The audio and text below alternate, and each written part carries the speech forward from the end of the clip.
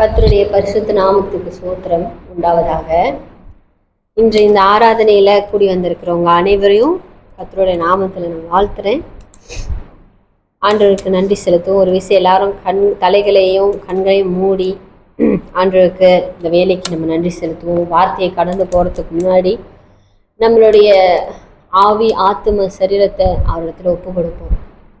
ஆண்டவரே நன்றி செலுத்துகிறோம். நீர் ஜீவன் உள்ளவர், நீர் சத்தியர். ஆண்டவரே உடைய சத்தியம் வல்லமை உள்ளது. ஆண்டவரே அன்றே ராஜா, இந்த நாளில் தாமே ஆண்டவரே இந்த வேத வசனத்தை ஆண்டவரே ராஜா சொல்லுகிற நானும் ஆண்டவரே இந்த வேத வசனத்தை கேட்கிற அன்றே எல்லா ஜனங்களும் ஆசீர்வதிக்கப்படும்படியாக கூட நான் உன்னத்துல வேண்டிக் கொள்ளுகிறேன். அன்றே பேசுகிறது நான் அல்ல, தேவனாகிய கர்த்தர் நீர் எங்களுக்குள்ள இருந்து ஆண்டவரே எனக்குள்ள இருந்து நீங்க பேச போறீங்க.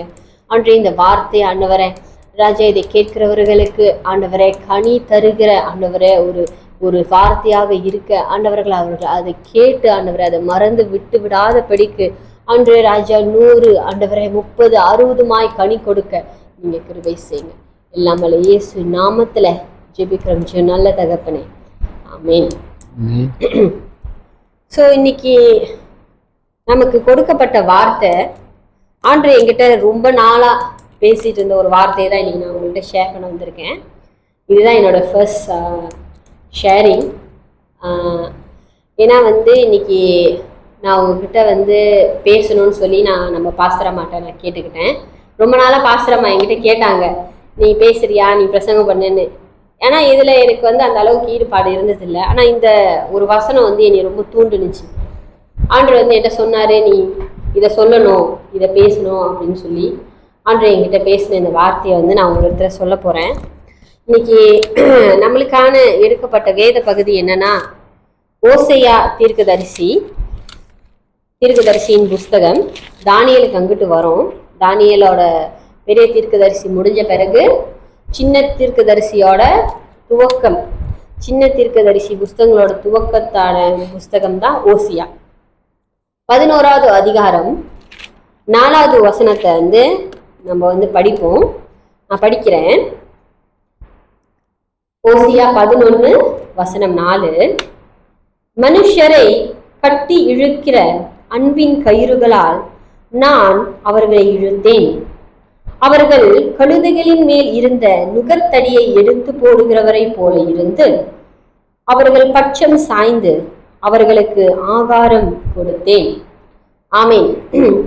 இதுல எந்த வசனம் உங்ககிட்ட இன்னைக்கு பேசப்பட போகுதுன்னா, மனுஷரை கட்டி இழுக்கிற அன்பின் கயிறு. ஸோ இந்த வார்த்தையை யாரு பேசுறாருன்னா, நம்ம தேவனாகிய கர்த்தர் இஸ்ரவேல் தேசத்தாரிடத்துல பேசுறாரு. என்ன நடக்குதுன்னா, இங்க நான் ஒரு சின்ன மேப் கொண்டு வந்திருந்தேன். ஏன்னா நிறைய காரியங்களை நம்ம இதை பத்தி தெரிஞ்சுக்கணும். எந்த இடத்துல இருந்து இது ஸ்டார்ட் பண்ணுது, எந்த இடத்துல இது முடியுதுன்றத நம்ம அறிஞ்சுக்கிட்டா நம்மளுக்கு இன்னும் ஈஸியா இருக்கும் நம்ம இத விஷயத்த புரிஞ்சுக்கிறதுக்கு. ஸோ சாலமோன் தேவனுடைய வார்த்தையை மீறின பிறந்து அவர் என்ன ஆகுதுன்னா, ஆண்டவர் சொன்னாரு, உனக்கு 12 கோத்திரத்தை ஆள்றதுக்கான ராஜ்யபாரத்தும் சந்ததிக்கு நான் கொடுக்க மாட்டேன்.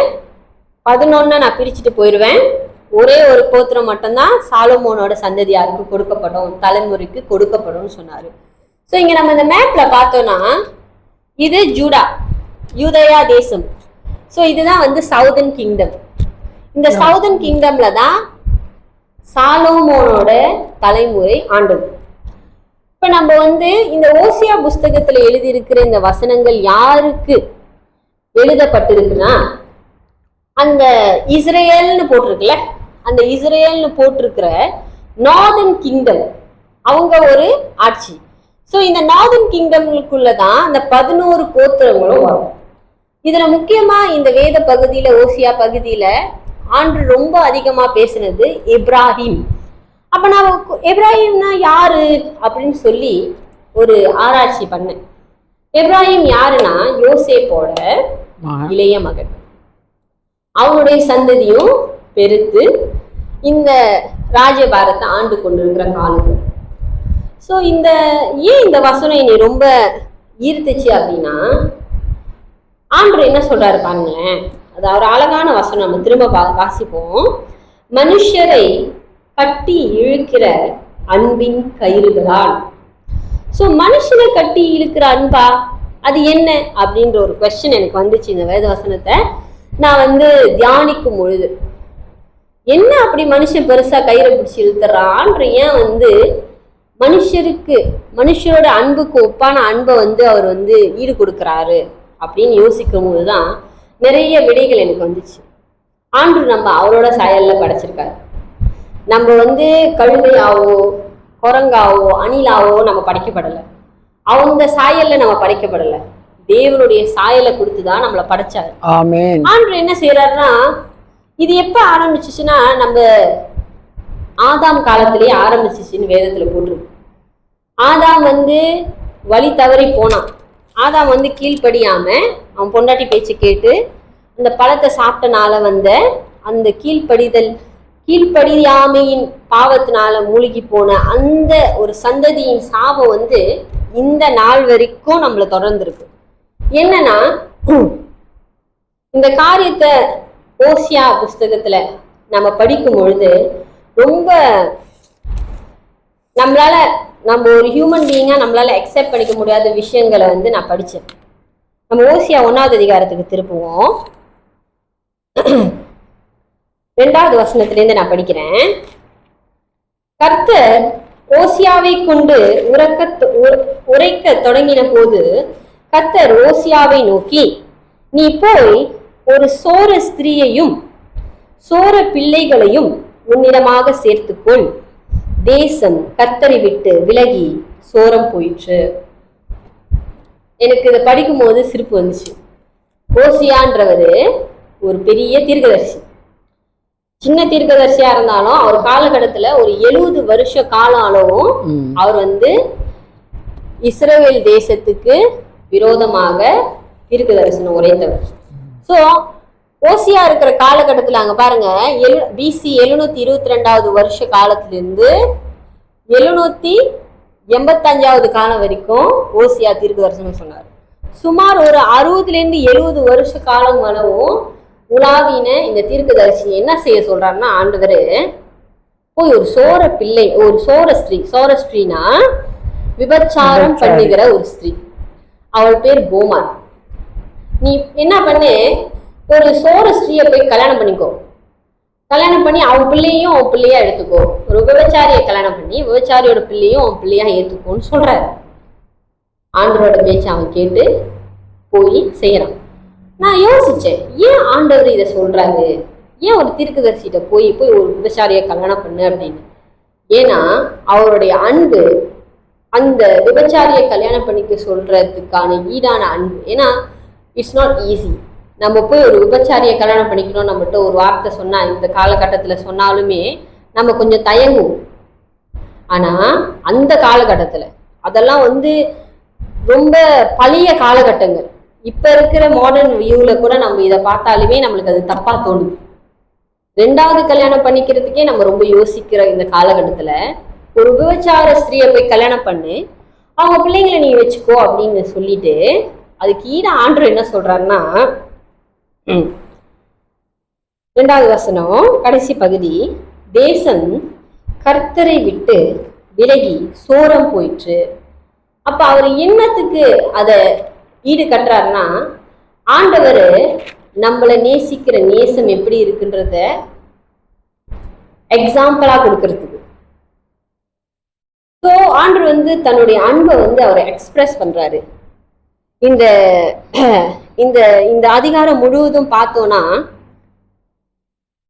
ஒரு நம்பிக்கை துரோகத்தை பண்ண தேச மக்களுக்காக, அவரோட ஜனங்களுக்காக அவர் பரிதபிக்கிற அன்பு. இங்க நிறைய பேர் ரிலேஷன்ஷிப்ல கடந்து வந்திருப்போம். எங்க அம்மாவா இருக்கட்டும், எல்லாரும் ரிலேஷன்ஷிப்பை கடந்து வந்திருப்போம். எத்தனை பேரு நம்ம நேசிக்கிறவங்க நம்மளுக்கு தப்பு பண்ணாலும் அவர்களை மன்னிச்சு திரும்ப ஏத்துக்குவோம். நான் நிறைய வாட்டி அந்த மாதிரி வாழ்க்கையை நான் கடந்து போயிருக்கேன்.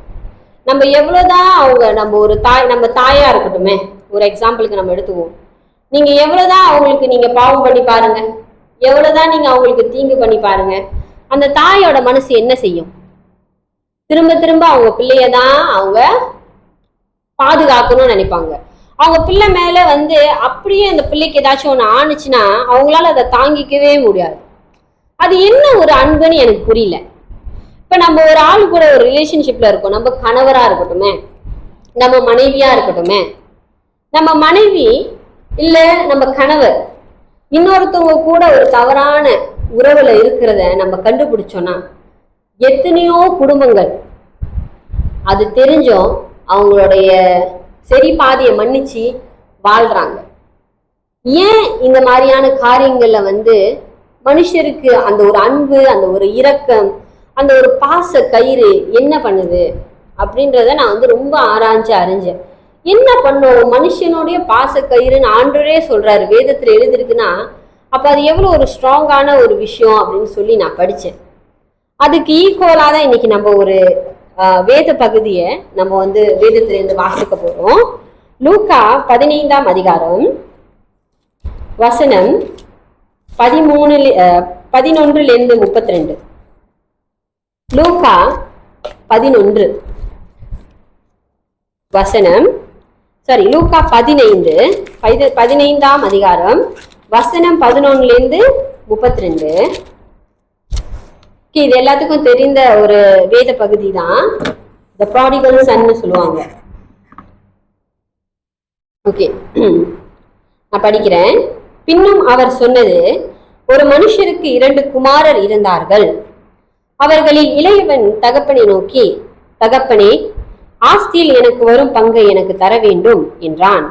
அந்தபடி அவன் அவர்களுக்கு தன் ஆஸ்தியை பங்கிட்டு கொடுத்தான். சில நாளைக்கு பின்பு இளைய மகன் எல்லாவற்றையும் சேர்த்து கொண்டு தூர தேசத்துக்கு புறப்பட்டு போய் அங்கே துர்மார்க்கமாய் ஜீவனம் பண்ணி தன் ஆஸ்தியை அழித்து போட்டான். எல்லாவற்றையும் அவன் செலவழிந்த பின்பு அந்த தேசத்திலே கொடிய பஞ்சம் உண்டாயிற்று. அப்பொழுது அவன் குறைவுபட தொடங்கி அந்த தேசத்து குடிகளில் ஒருவனிடத்தில் போய் ஒட்டிக்கொண்டான்.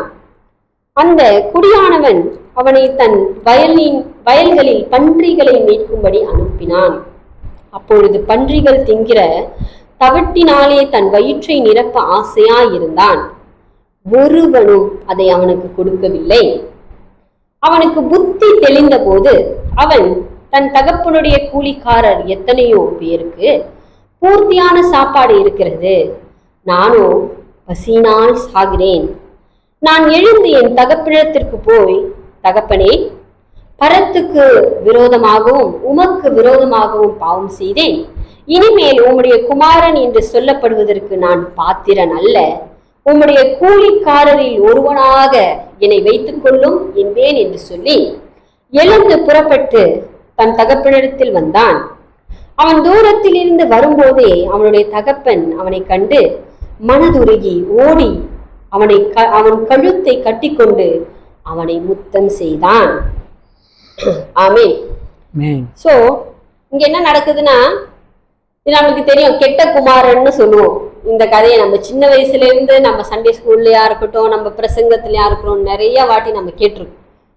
நான் ஏன் இந்த பகுதியை நான் வந்து இன்னைக்கு ஓசியாவோட அந்த 11வது வசனம் 11வது அதிகாரம் 4வது வசனத்தோட நான் ஒப்பிடுறேன்னா, இந்த ஓமையில என்ன நடக்குதுன்னா, ஒரு தகப்பன் இருக்கான், பெரிய பணக்காரன், 2 மகன். அந்த 2 மகன்ல வந்து இளைய மகன் கொஞ்சம் சேட்டை பிடிச்சவன். ஏன்னா அவனுக்கு வந்து இளையவங்களை வந்து எப்பொழுதுமே ரொம்ப செல்லமா வளர்ப்பாங்க வீட்டுல. அவனுக்கு அந்த வீட்டோட கஷ்டங்கள் தெரியல, அவங்க பாடுபடணும், அவன் பிரயாசப்படணும்ன்றது அவனுக்கு தெரியல. அப்ப அவனுக்கு என்ன நடக்குதுன்னா, அவன் ஜாலியா இருக்கிறான். ஒரு காலகட்டம் வந்த பிறகு, என் சொத்தெல்லாம் எனக்கு கொடு, எழுதி கொடு. அவன் சம்பாதிக்கல அந்த காசை, அவங்க அப்பாவோட சம்பாத்தியம் அது. என் காசு கொடு, நான் எடுத்துட்டு கிளம்பி போறேன் வீட்டை விட்டுன்னு சொல்லி வீட்டை விட்டு போறான்.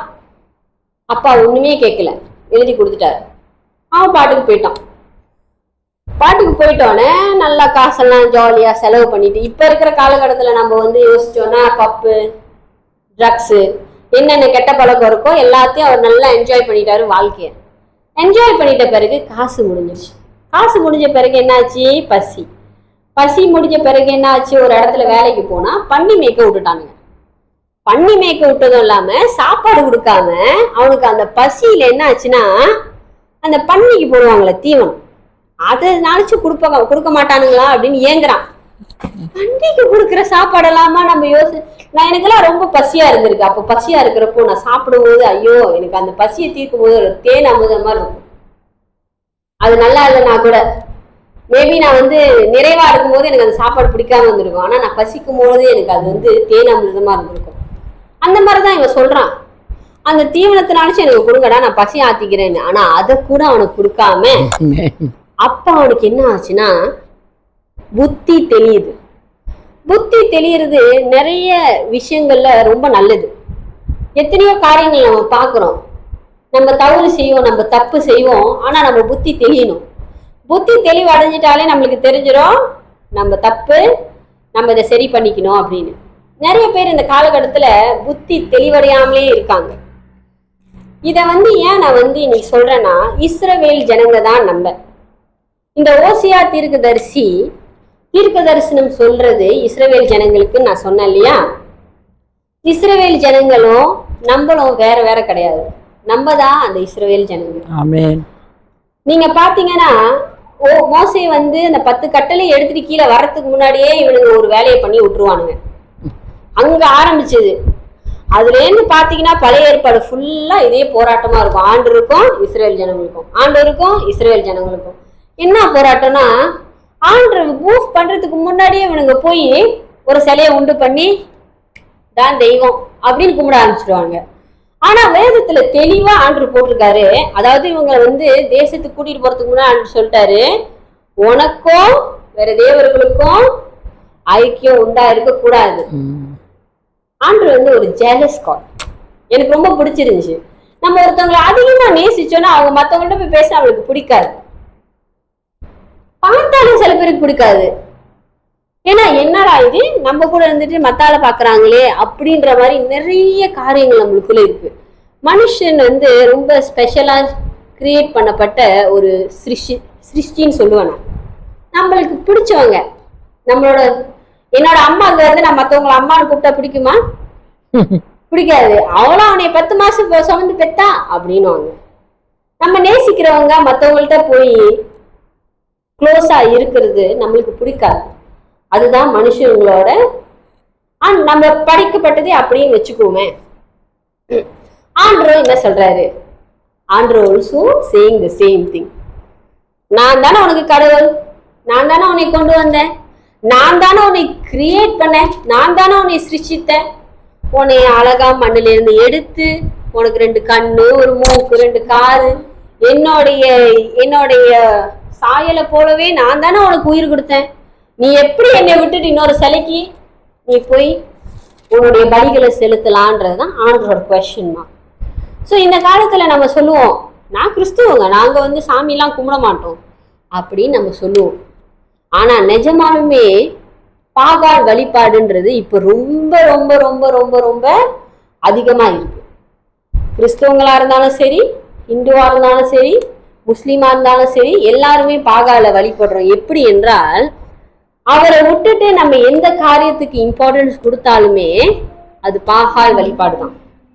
ஆண்டவர் ரொம்ப ரொம்ப ரொம்ப ரொம்ப ரொம்ப வெறுக்கிற ஒரு விஷயம் பாகால் வழிபாடு. இந்த பைபிள்ல நான் பார்த்த பழைய ஏற்பாடுல ஐயோயோயோ எத்தனை வாட்டி இந்த இஸ்ரவேல் ஜனங்களும் எத்தனை வாட்டி கொஞ்ச நேரம் ஐயோ ஆண்டவரே அப்படின்னுவானுங்க, அப்புறம் போயிட்டு திரும்ப போய் பாகால வழிபடுவானுங்க. பாகால் தான் என் கடவுள்னு. ஒரு ராஜா காலகட்டத்துல இன்னும் மோசம், பாகாலையும் ஆண்டவரையும் ஒரே இடத்துல வச்சு வழிபட ஆரம்பிச்சிட்டாங்க. ஆண்டவருக்கு சரியான கோபம் ஆயிடுச்சு. ஆண்டவர் சொன்னது ரொம்ப சிம்பிளான ஒரு விஷயம், என்னை தவிர உங்களுக்கு வேற கடவுள் உண்டாயிருக்க வேண்டாம். நீ என்ன பண்ண? ஆண்டவர் கேட்கிறாரு, ஆண்டவர் நம்ம கிட்ட சம்பாஷிக்கிறாரு, நம்ம கிட்ட அந்த அந்த அந்த ஒரு அறிவை ஆண்டவர் நம்ம கிட்ட ஷேர் பண்றாரு. அந்த சிலையை நீ கையால உண்டு பண்றிய, அந்த சிலை நீ உண்டு பண்ற சிலை உன்னை எப்படி காப்பாத்தோன்னு வேதத்துல கேட்கப்பட்டிருக்கு. ஸோ இந்த காலகட்டத்துல நம்ம ரொம்ப யோசிச்சு பார்க்கணும், நம்ம எப்படியாப்பட்ட தேவனை நம்ம ஆராதிக்கிறோன்றது ஒண்ணு. 2வது, நம்மளுடைய ஆவிக்குரிய வாழ்க்கையிலையும் நம்மளுடைய கர்த்தர் மேல இருக்கிற நம்ம உறவிலையும் நம்ம எப்படி இருக்கிறோம் அப்படின்றதுதான். இந்த ஓசியா புஸ்தகத்தை வந்து ஃபுல்லா தியானிக்கணும்னு எனக்கு ரொம்ப ஆர்வமா இருக்கு, வாஞ்சியா இருக்கு. ஆனா நீங்க நம்மளுக்கு டைம் பத்தாது. நீங்க போய் இந்த ஒரு ஓசியா புஸ்தகத்தை வந்து நீங்க ஃபுல்லா படிங்க. புரியலன்னா 2வது வாட்டி படிங்க, இன்னும் புரியலன்னா 3வது வாட்டி படிங்க. ஆண்டு கண்டிப்பா அவங்கள்ட்ட பேசுவார். நிறைய பேர் சொல்லுவாங்க பழைய ஏற்பாடுல ஆண்டு ரொம்ப வந்து ரொம்ப உக்கிரமா இருந்தாரு, பழைய ஏற்பாடு வந்து ரொம்ப இது வெட்டுவாரு, அது கொண்டு போட்டுருவாரு, சொன்னோனே அப்படி கொண்டு போட்டுருவாரு அப்படின்னுவாங்க. பழைய ஏற்பாடு வந்து நிறைய பேருக்கு படிக்க பிடிக்காது. ஆனா பழைய ஏற்பாடுல தான் ஆண்டவருடைய அன்பு, இரக்கம், மன்னிக்கிற அந்த திரும்ப திரும்ப ஆண்டு மன்னிச்சுக்கிட்டே இருப்பாரு. நியாயாதிபதிகள் புஸ்தகத்தெல்லாம் நீங்க படிச்சீங்கன்னா ஐயோ, ஒரு சாப்டர் முடிஞ்சு ஒரு ராஜா வந்தானே உடனே பாகால் வழிபாடு, உடனே இவன் தான் என் கடவுள்னு சொல்லி சிலையை நிப்பாட்டிடுவாங்க. அந்த மாதிரி பண்றது கர்த்தருக்கு பிரியமில்லாத ஒரு விஷயம்னு வேதத்துல தெளிவா போட்டிருக்கு. ஆண்டு ரொம்ப சிம்பிளா சொல்றாரு, நான் உங்க கூட இருக்கணும்னு ஆசைப்படுறேன். நீங்க என்னைய வந்து இந்த உருவமா ஆக்கி ஒரு உருவத்தை கொடுத்து நீங்க அதை வந்து வழிபடணும்னு நினைக்கிறது எந்த விதத்துல நியாயம் அப்படின்னு நம்மளை பார்த்து கேட்கிறாரு. நம்ம நேசிக்கிறவங்கள இன்னொருத்தவங்க போய் இன்னொருத்தவங்கள்ட்ட போய் பேசினாலே நம்மளுக்கு பிடிக்காதுல்ல. அதே மாதிரிதான் நம்ம ஆண்டவரும் நம்மள அவ்வளோ அதிகமா நேசிக்கிறார். அவருடைய சொந்த ஜீவன், சொந்த பிள்ளைய கொடுத்து நம்மளை மீட்டு எடுத்திருக்காரு. இந்த நாளில் வந்து அவர் நம்மளை இழுக்கிற அந்த அன்பு நம்ம அறிஞ்சுக்கணும். ஆண்டவர் என்னடா இப்படி சொல்றாரே, என்ன அப்பனா நான் மற்ற காரியங்களுக்கெல்லாம் முக்கியத்துவமே கொடுக்கக்கூடாதா? கொடுக்கக்கூடாது, அதுதான் உண்மை. நீங்க எவ்வளவுதான் சுத்தி வளைச்சு கேட்டாலும் நான் சொல்றேன், நான் இந்த இடத்துல சொல்றேன், நீங்க ஆண்டவருக்கு மேல நீங்க எதை வைக்கணும்னு போனாலும் வைக்க கூடாது. ஆண்டவர் தான் முதல்ல. ஆமென். ஆண்டவர் மட்டும்தான் உங்களுக்கு மேல இருக்கணும். ஆனா ஏன்னா நம்மள படைச்ச கர்த்தர், நம்மளுக்கு என்ன இருக்கு, நம்ம சொந்தமா உருவாக்கிட்டோமா? ஒரு பேபி உருவாகிறதோட விஷயமே எவ்வளவு காம்ப்ளிகேட்டடான விஷயம். ஆண்டு நம்மளை படைச்சிருக்காரு, ஆண்டு நம்ம இந்த உலகத்துல வச்சிருக்காரு. அப்ப அவர் படைச்சதுக்காங்கிட்டு அதுக்காங்கிட்டு அவருக்கு மேல நம்மளுக்கு என்ன சொல்ல போறாரு?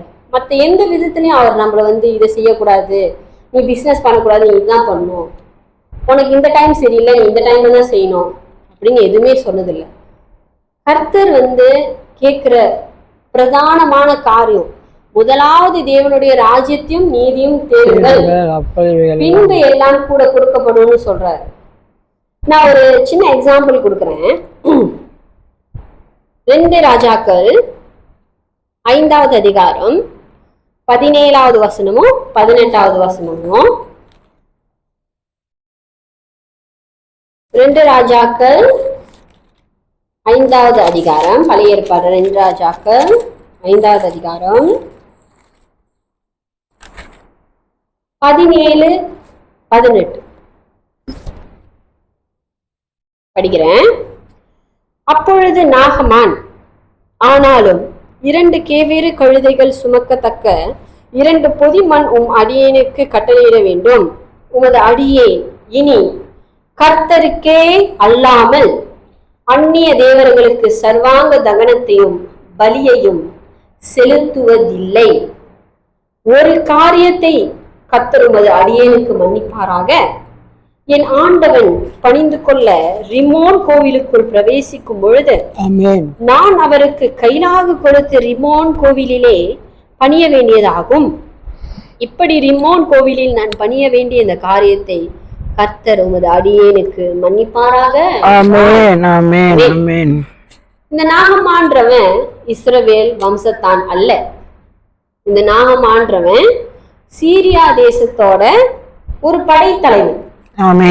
ஆண்டவர் இவனை குணப்படுத்தின ஒரே காரணத்துக்காக அவன் என்ன சொல்றானா, இனி கர்த்தருக்கே அல்லாமல் அந்நிய தேவர்களுக்கு சர்வாங்க தகனத்தையும் பலியையும் செலுத்துவதில்லை. அவனோட டிவோஷன், அவனுடைய அந்த ஒரு அர்ப்பணிப்பை நம்ம வந்து இன்னைக்கு நம்ம பார்க்கணும். இன்னைக்கு நம்மளுடைய வாழ்க்கையில வந்து அதை அபியாசப்படுத்தி கொள்றதுக்கான வேலையை நம்ம வந்து வெகு சீக்கிரமா அதை செய்யணும். ஏன்னா கர்த்தருடைய காலம் வந்து கிட்ட நெருங்கிட்டே இருக்கு. ஆண்டவர் மன்னிச்சுக்கிட்டே வராரு நம்மள. ஒவ்வொரு வாட்டியும் தப்பு பண்ணும்போது நீங்க போய் மன்னிப்பு கேளுங்க, ஆண்டவர் மன்னிச்சிருவாரு. தாவீதை மன்னிச்சாரு. சாலமோனுக்கு நேரா போய் வார்னிங் கொடுத்து 3 வாட்டி கொடுத்தாலும் அவன் திருந்தல. ஆனா என்ன பண்ணாரு? ராஜ்யத்தை கவிழ்த்து போட்டாரு. ஆனா தாவீதையோ அவன் மன்னிப்பு கேட்ட ஒரே காரணத்துக்காக அவனை அணைச்சு கொண்டாரு. இன்னைக்கு காலகட்டத்துல நம்மளுக்கு வேண்டியது காரியம் அர்ப்பணிப்பு. ஆண்டுக்குள்ள இருக்கிற நம்மளுடைய அர்ப்பணிப்பு ஒரு வைராக்கியத்தை நம்மளுக்கு உண்டு பண்ணும். என்னன்னா, நம்மளுக்கு ஜீவன் கொடுத்த தேவனை தவிர நம்ம வேற யாரையும் வணங்க கூடாது. ஆமென். நம்ம யாரையும் பெருசா எண்ணவும் கூடாது. ஆமென். அது வேலையா இருக்கட்டும், அது நம்ம அம்மா அப்பாவா இருக்கட்டும், அது நம்ம கணவரா இருக்கட்டும், நம்ம மனைவியா இருக்கட்டும், நம்ம பிள்ளைகளா இருக்கட்டும், ரொம்ப இம்பார்ட்டன்ட்லி நம்ம ஹெட்போனா இருக்கட்டும். இப்ப இருக்கிற காலகட்டத்துல பெரிய பாகால நம்ம கையில தான் வச்சுட்டு சுத்திட்டு இருக்கோம். எனக்குமே சில டைம் நான் ஸ்க்ரோல் பண்ணுவேன், அவர் கணக்குல எப்படி போகுதுன்னே தெரியாது. எந்த காரியமா இருந்தாலும் ஒரு ஓரமா ஒதுக்கி வச்சுட்டு கர்த்தருக்கு நம்ம முதலிடத்தை கொடுக்க நம்மள அர்ப்பணிக்கணும். நாளில நான் உங்ககிட்ட பிரியமா ஒரு சகோதரியா நான் உங்ககிட்ட வேண்டிக் கொள்ளுகிற ஒரு விஷயம் என்னன்னா, அர்ப்பணிப்பு. அர்ப்பணிப்பு. 2வது, உங்களால சில டைம்ல நம்ம மனுஷங்க நம்மளுக்கு தெரியும், ஆண்டவருக்கும் தெரியும் நம்மளோட பலவீனங்கள் என்னன்னு.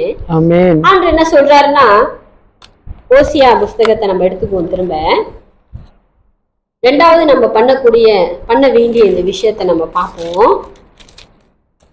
ஓசியா புஸ்தகம் 14வது அதிகாரம். இஸ்ரவேலே உன் தேவனாகிய கர்த்தரிடத்தில் திரும்பு, நீ உன் அக்கிரமத்தினால் விழுந்தாய். வார்த்தைகளை கொண்டு கர்த்தரிடத்தில் திரும்புங்கள். கர்த்தரை நோக்கி, தேவரீர் எல்லா அக்கிரமத்தையும் நீக்கி எங்களை தயவாய் அங்கீகரித்துக் கொள்ளும். அப்பொழுது நாங்கள் எங்கள் உதடுகளின் காளைகளை செலுத்துவோம். ஆமென். ஆண்டவர் என்ன சொன்னாரு? போய் மாட வெட்டுங்கன்னு சொன்னாரா? போய் ஆட வெட்டுங்கன்னு சொன்னாரா? எல்லாம் முடிஞ்சிருச்சு. ஆண்டவர் அந்த காலத்திலேயே பழைய ஏற்பாடுல என்ன சொல்றாருன்னா, நீ செலுத்துற தகன பலியோ, நீ வெட்டுற ஆடோ இல்ல புறாவோ ஒரு காளையோ எனக்கு இம்பார்ட்டன்ட் இல்லை. உன்னுடைய இருதயம் தான் எனக்கு இம்பார்ட்டன்ட். உன்னுடைய இருதயம் தான் எனக்கு முக்கியம். உன் இருதயத்தை எனக்கு கொடு. நான் உன்னை ஆசீர்வதிக்கிறேன். நான் உனக்கு வேண்டிய காரியங்களை நான் செய்யறேன்.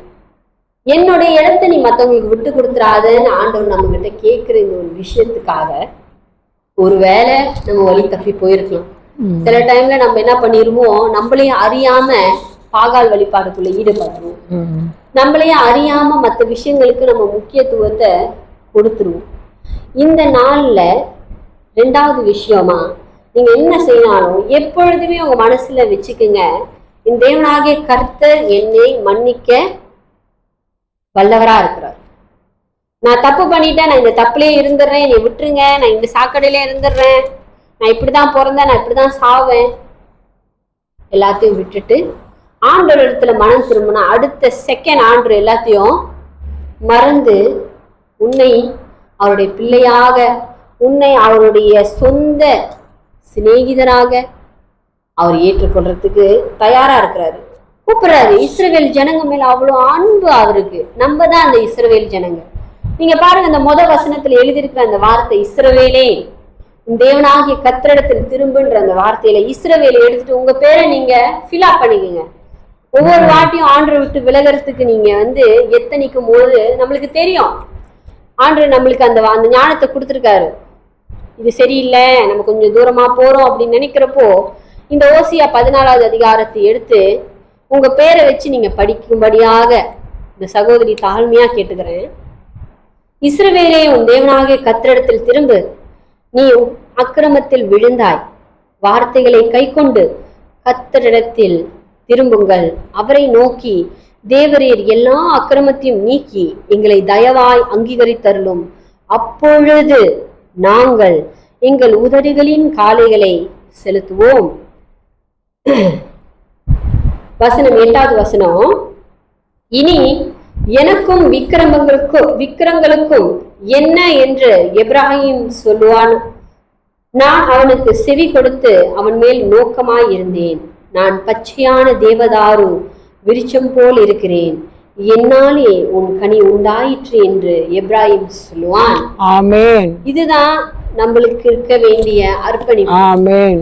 ஒரு அந்நியன், வேதத்துல இருக்கிற எத்தனையோ அந்நியவங்க மனம் திரும்பி ஆண்டவருக்குள்ள வரும்போது ஒரு வைராக்கியத்தோடு வருவாங்க. ஆனா நான் பார்த்ததுலே ரொம்ப எனக்கே ஒரு மாதிரி ஆச்சு. எத்தனை வாட்டி இந்த இஸ்ரவேல் ஜனங்க மீறி மீறி போவாங்க. அப்ப ஆண்டவர் சொன்னாரு, நீயும் அந்த இஸ்ரவேல் ஜனமாருதான், ஆனா நீயும் என் பிள்ளைதான், நான் உன்னை கைவிட்டுற மாட்டேன்னு சொன்னாரு. ஆண்டவர் நம்ம கிட்ட பேசுற ஒரு விஷயம் என்னன்னா, ஆண்டவர் நம்ம மேல ரொம்ப அன்பா இருக்கிறார். அவருடைய அன்பு அளவிடப்பட முடியாதது. ஆண்டவரிடத்துல திரும்புங்க, ஆண்டவரிடத்துல வாங்க, ஆண்டவருடைய அன்பை ருசித்து பாருங்க. நீங்க வழி விலகுறீங்களா, எல்லாத்தையும் விட்டுட்டு வந்தாலும், இந்த செகண்ட் வந்தாலும் ஆண்டவர் உங்கள்கிட்ட என்ன கேட்க மாட்டாரு. அந்த தகப்பனை போல நீ போய் என் வேலைக்காரங்களோட இருன்னு சொல்ல மாட்டாரு. நீ என் பிள்ளை, நீ என் சேஷ புத்திரன், உனக்கான மரியாதையை நான் உனக்கு கொடுப்பேன்னு சொல்லி ஆண்டவர் உங்களை கட்டி அணைச்சிக்கிறதுக்கு இன்னைக்கு தயாரா இருக்கிறாரு. இந்த வேத வசனம் யாரெல்லாம் நீங்க கேட்குறீங்களோ இதெல்லாம் உங்களுடைய மனசுல பேசப்படும்படியாக நான் கர்த்தரத்தை கேட்கிறேன். ஆண்டவருடைய அன்பு அளவிடப்பட முடியாதது. ஆண்டவர் எதிர்பார்க்கிற விஷயம் 2 தான், அர்ப்பணிப்பு, மனம் திரும்புது. இந்த 2 விஷயத்தையும் ஆண்டவருக்கு நீங்க கொடுத்தீங்கன்னா ஆண்டவர் உங்க கூட எப்பொழுதும் இருப்பாரு. நீங்க என்ன கஷ்ட காலத்துல நீங்க கடந்து போயிட்டு இருந்தாலும் உங்களுக்கு அந்த கஷ்டத்தை தெரியாம ஆண்டவர் அந்த ஒரு சந்தோஷத்தையும் அந்த ஒரு தேவ சமாதானத்தையும் ஆண்டவர் உங்களுக்கு கொடுக்க வல்லவரா இருக்கிறார். இதை நான் உங்களுக்கு கேரண்டி பண்ணி சொல்லுவேன். நான் மற்றவங்க மாதிரி உங்களுக்கு கஷ்டமே வராது, உங்களுக்கு போராட்டமே இருக்காது நான் சொல்ல மாட்டேன். போராட்டம் இருக்கும், இன்னும் அதிகமாகும். ஆனா ஆண்டவரோட அன்பு உங்களை காத்தே கொண்டே இருக்கும். ஏன்னா ஆண்டவர் எப்ப நீங்க ஆண்டவர்கிட்ட வருவீங்கன்னு வெயிட் பண்ணிட்டு இருக்காரு. ஆண்டவருக்கு அதுதான் வேணும். ஆண்டவர்கிட்ட நீங்க எப்ப வர போறீங்கன்றதுதான் ஆண்டவருடைய பெரிய மனபாரமே. இந்த நாளும் கூட இந்த வேத வசனம் உங்களுக்கு ஆசீர்வாதமா இருக்கட்டும். ஆண்டவரிடத்துல திரும்புங்க, எல்லா விஷயத்தையும் ஆண்டவர்கிட்ட அர்ப்பணிச்சு ஆண்டவர்கிட்ட நம்ம ஒப்பு கொடுத்து மன்னிப்பு கேட்டு நம்மளோட அக்கிரமத்திலிருந்து நம்ம திருந்துற வழியை நம்ம பார்ப்போம். காலம் சமீபமா இருக்கிறது. இன்னும் கூடிய சீக்கிரத்துல வரும் காலங்கள்ல இன்னும் எப்படியாக உலகம் மாறப்போகுதுன்னு நம்மளுக்கு தெரியாது. அதனால வேதத்தை படிங்க, வேதத்தை படிச்சா நீங்க தெரிஞ்சுக்குவீங்க. அதனால ஆண்டோட அன்பை நீங்க அலட்சியமா எண்ணாம ஆண்டோட அன்புக்குள்ள நிலைத்திருக்கிற வழியை பாருங்க. கர்த்தர் உங்களை ஆசீர்வதிப்பாராக. ஆமென். நம்ம கண்களை மூடி தலைகளை தாழ்த்தி அவரிடத்துல நம்ம அர்ப்பணித்து ஜெபம் பண்ணுவோம். ஆண்டவரே, உமக்கு நாங்கள் நன்றி செலுத்துகிறோம். அப்பா ராஜா, நீர் இரக்கமும் உருக்கமும் நீடிய சாந்தமும் அன்று எங்கள் மேல் அளவில்லாத உங்களுடைய அன்பையும் ஆண்டவரே எங்களுக்கு நீர் தருகிற தேவனா இருக்கிறீர். அப்பா ஆண்டவரே, நீர் எங்களை நேசித்த அளவு ஆண்டவரே அது பெரியது. ஆண்டவரே, அன்றே எங்களுக்கு விரோதமாக யாராச்சும் என்ன பண்ணிட்டாலுமே எங்களால மறக்க முடியாம அவர்களை நாங்க மன்னிக்க முடியாம ரொம்ப கஷ்டப்படுவோம். இதுவே நம்ம அவர்களை நேசித்தோம் ஆனால் அவர்கள் பண்ண அந்த பிழைகளும் அந்த தவறுகளும் எங்களுக்கு பெருசாவே படாது. அன்றே ராஜா, மனிதர்களாகி எங்களுக்கே ஆண்டவரே ராஜா, பொல்லாதவர்களாகி எங்களுடைய இந்த அன்பே ஆண்டவரே ராஜா நாங்கள் ஒருத்தர் மேல வைக்கும் பொழுது அது அவ்வளவு ஒரு சின்சியரா ஆண்டவரே, அது அவ்வளவு ஒரு வேல்யூபிளா இருக்கும் பொழுது எங்களை படைத்த எங்கள் தேவன் எங்க மேல எவ்வளவோ அன்பு வைத்திருக்கிறீரப்பா. ஆண்டவரே ராஜா, அந்த அன்புக்கு ஈடு எதுவுமே இல்லை ஆண்டவரே.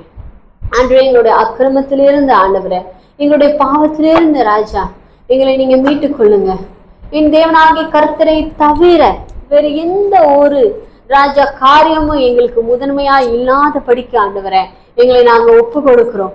எங்களுடைய ஆவி, எங்களுடைய ஆத்துமா, எங்களுடைய சரீரம் முழுவதுமா இடத்துல நாங்க ஆண்டவரே ராஜா நாங்க எங்களை ராஜா தாழ்த்துக்கிறோம்.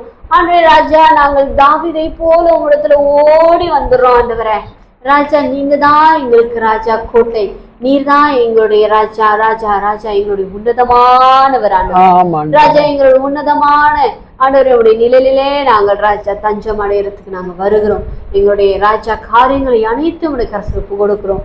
நீர் எங்களை தாங்கி வழி நடத்தும். இல்லாமல் இயேசு நாமத்துல ஜெபிக்கிறோம். நல்ல தகப்பனே. ஆமென். ஆமென். ஆமென். Thank you Lord.